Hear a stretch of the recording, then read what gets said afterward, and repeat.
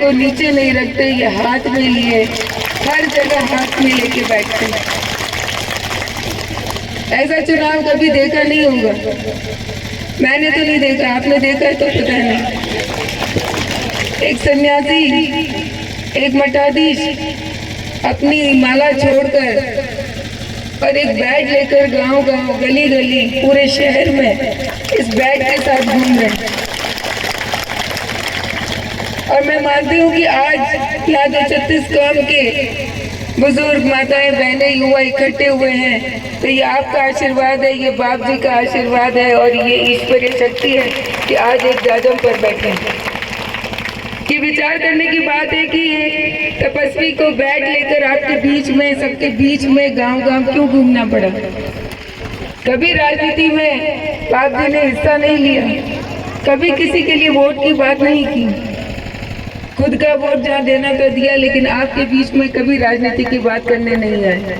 ये पहली बार है, क्योंकि जब उन्होंने देखा कि 36 कौम की जनता की भावना के साथ मजाक हुआ है, जब उन्होंने देखा कि आपकी इस बहन के साथ अन्याय हुआ है, जब इन्होंने देखा कि 36 कौम की जनता की जो मन की भावना है वो कुछ और है, तो इन्होंने भी आशीर्वाद दिया कि बेटा आया तू आगे बढ़, हम तेरे साथ।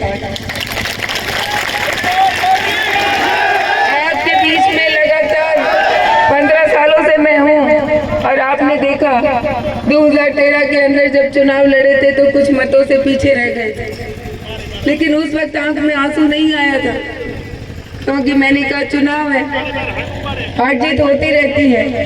गंगाराम जी के साथ कई बुजुर्ग चलते थे, उनकी आंखों में पानी था, कार्यकर्ताओं की आंख में पानी था, लेकिन मैं नहीं रोई।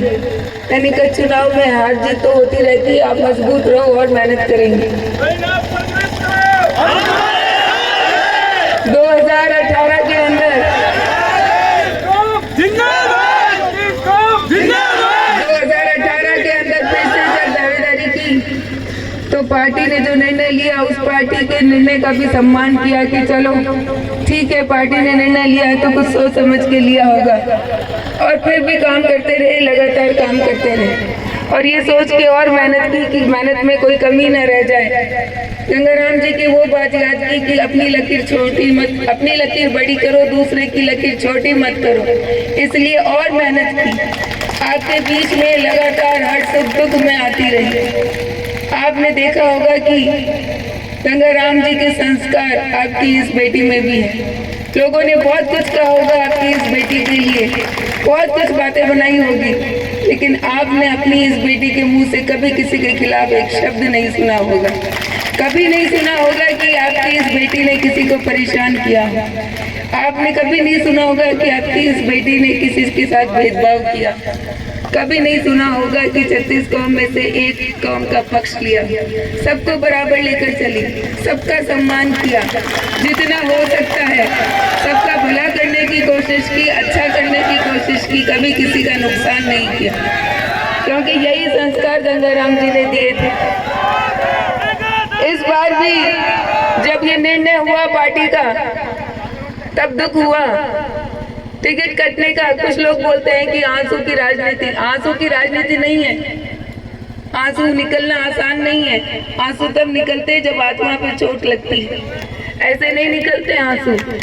चुनाव हारने पे आंसू नहीं निकले थे, आंसू निकले थे जब गंगाराम जी 100 वर्ष के पूरे हुए थे, तब आंसू निकले थे। ये आंसू निकले थे जब इस बार जो पार्टी ने निर्णय लिया।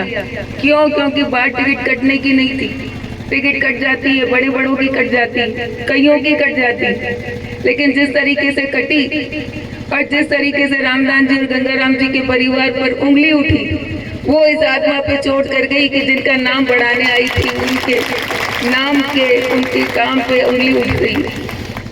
और पहला विचार दिमाग में यही आया कि छोड़ो राजनीति, क्या करना इस राजनीति का, सेवा करने आई थी, और अगर नहीं है इस शर्त पे सेवा नहीं करनी है, राजनीति नहीं करनी कि परिवार का नाम दांव पे लग जाए।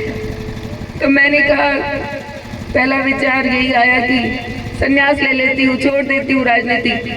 और मैंने कहा मैं भी भगवा धारण करके बाप जी के चरणों में चली जाती हूँ, जैसा बाप जी कहेंगे वैसा आगे करेंगे।